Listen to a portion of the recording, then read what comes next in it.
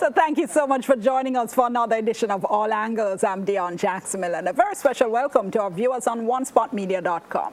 So it all started with a tweet by Terry Carell complaining about poor customer service. Then Unique Page weighed in, saying no matter what you're being paid, you should still deliver quality service. Who tell her figures says so.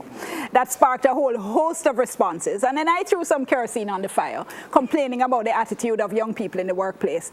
And when I tweeted that I've seen interns rush out at 4 o'clock, leaving critical tasks unfinished, well, that was just the last straw for a whole heap of people. And I was taken to task about exploitative employers, how millennials are the generation that won't put up with this, and how they are just misunderstood. Other people said, no, are lazy than lazy. Well, I started doing some reading, and I was absolutely fascinated to discover that this very same discussion and controversy are taking place everywhere. So, of course, we decided to do a show about it. Joining us this evening, we have human rights lawyer and blogger Jodianne Quarry. My colleague and Primetime News anchor and TVJ news editor, Archibald Gordon, joins us. That's a first. CEO of Future Services and international business trainer, Unique Page with us. CEO of the Job Bank and psychologist, Dr. Lakim Samaj. Student entrepreneur and CEO of University and College Ambassadors, Christopherson Nunez. And CEO of the Center for Self-Management, Crystal Tomlinson. Bugger CEO we have today. First though, this box pop from students: are unpaid internships valuable experience or a form of exploitation? I wouldn't use exploitation, though that's a kind of a strong word, but experience is good in the working world because, I mean, people are hiring people that have experience, you understand? But at the same time, while it's unpaid, you have to factor in like transportation costs, food costs, that all. Even if the money just covers that, that would be probably good rather than being unpaid. It's less exploitation and more of exclusionary, because if you don't have the privilege of working without pay, or you can't afford to do it, then work experience is only for those who have the ability or somebody to help them along the way, because you still have your expenses to worry about. Once a student is able to go back to the employer and get some form of reference to say, I have done this, I have this experience in this field, then I believe then yes, it's very beneficial to the student. One side, it can be a valuable experience for the student that will be doing the internship, because otherwise I probably wouldn't get the opportunity to get that experience on a different occasion.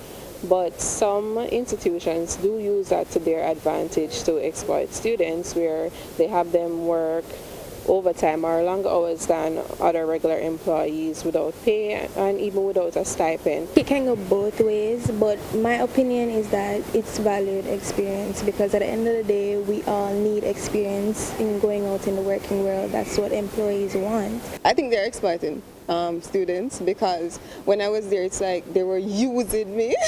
Using me. I felt it, I could see it. But on my behalf, from my angle, I think it is very good. It's a valuable experience, because though unpaid, employers normally need you to have experience, especially if it's in your field of work. Like for nurses, we have to do hours so that we have an experience in the hospital, and it helps you to learn time management, all of those things that a person would look for as good attributes. Okay, so here's the thing. Before we get into internship, paid or unpaid, as well as actual first jobs and being in the workplace, what are we talking about when we talk about millennials, and why are they supposed to be so special? So let me ask our two human resource experts that we have with us, and Unique Page, let me ask you first of all. So it's interesting because LinkedIn, which is one of the largest sites that are online now for professionals who are seeking to get into the marketplace, and for employers who are looking for professionals, they have a description that I wanted to share with you.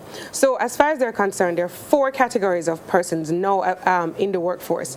Veterans born between 1925 and 1945, and LinkedIn says they have a tendency to be disciplined and respectful of rules and regulations. Then Then you have the baby boomers, born between 1946 and 1964.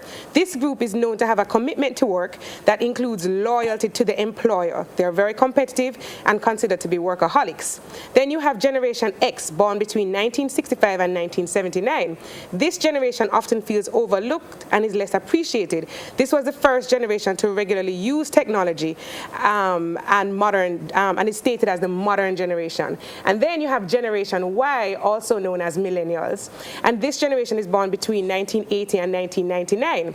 This is the most aware, independent, tech-savvy, entrepreneurial, hard-working, that's how they want to be known, right? Internet generation. And that is really the description of those categories of workers and why we actually now are talking about who are these millennials that we're referring to. So, like him, Samaj, why them so special? Because the tech savvy, they are the brightest group of workers ever.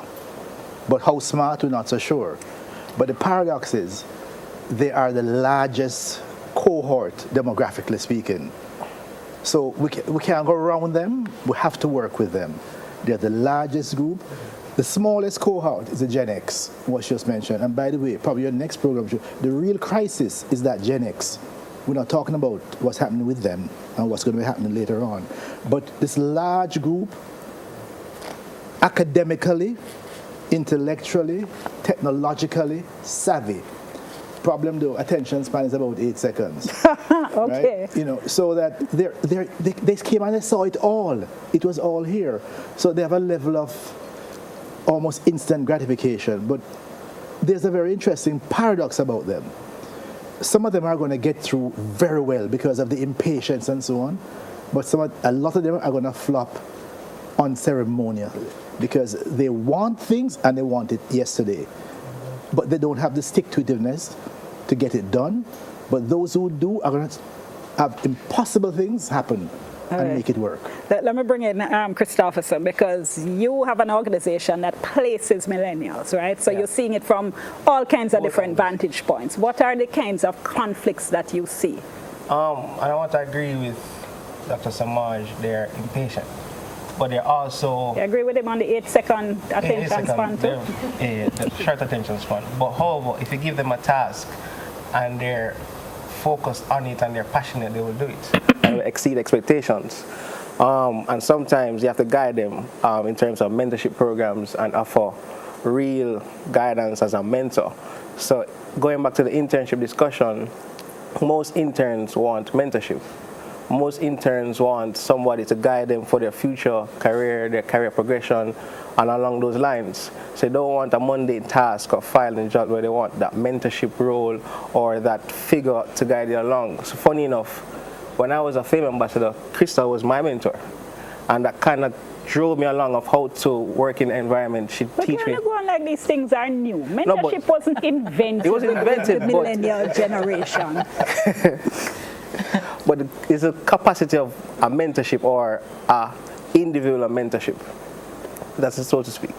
Yeah. All right, and nearly at break, let me try to throw to Crystal first in terms of the conflicts that you see arising. Well, the truth about it is they are sort of used like a toaster approach to success, to beauty, to fame. You pop it in, give it 2 minutes, and you come out back well toasted, the hottest bread on the shelf. So they bring that sort of perspective into the workplace, and they don't appreciate context. We consider context sometimes an excuse. Don't tell me that. I read Barack Obama's book. I see how Trump made his money. I know how Google treats their employees. I read about Richard Branson. So that barrierless space that we're in about getting information, we think, wait, but if this is happening over here, what's the excuse that you want to give me in Jamaica now? We don't want to hear it.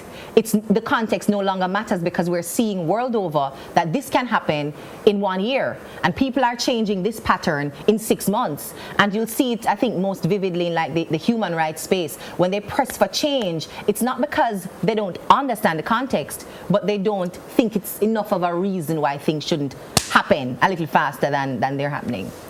Jordan, let me come to you as well, because you've been tweeting about this, you've been blogging about this in terms of millennials as well and how they interact. Is there really this divide that we seem to see when we look at the discussion?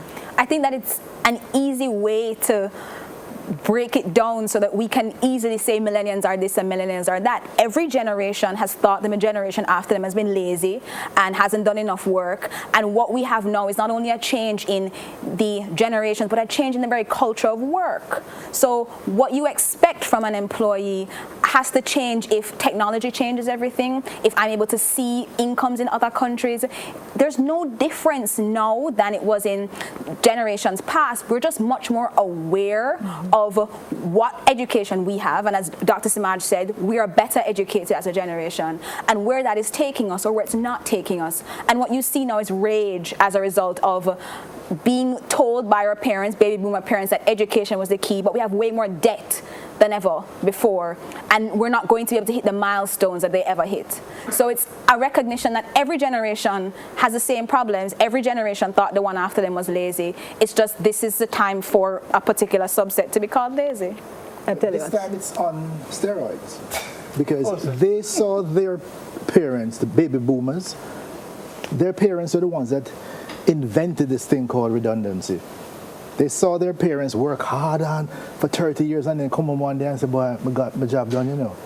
So that's part of their experience. They're not waiting for no gold watch on a long service award. Absolutely. Yes, true. So some are going to get it, but some are not. Some are going to be wholly dissatisfied. But I will say that every generation has had that challenge. It is an lazy and entitled 50-year-old is just out there like a lazy and entitled 19-year-old or 30-year-old. All we're doing now is it's almost ageism. It's saying that a particular set of people, by virtue of their age and stage in life, Well, it's a little are different. all one thing. Hold on for me. Discussion is on in earnest, but I'm at our first break, so let's go to my break. We come back. Remember, you can tweet along with us, #TVJ All Angles. Soon come.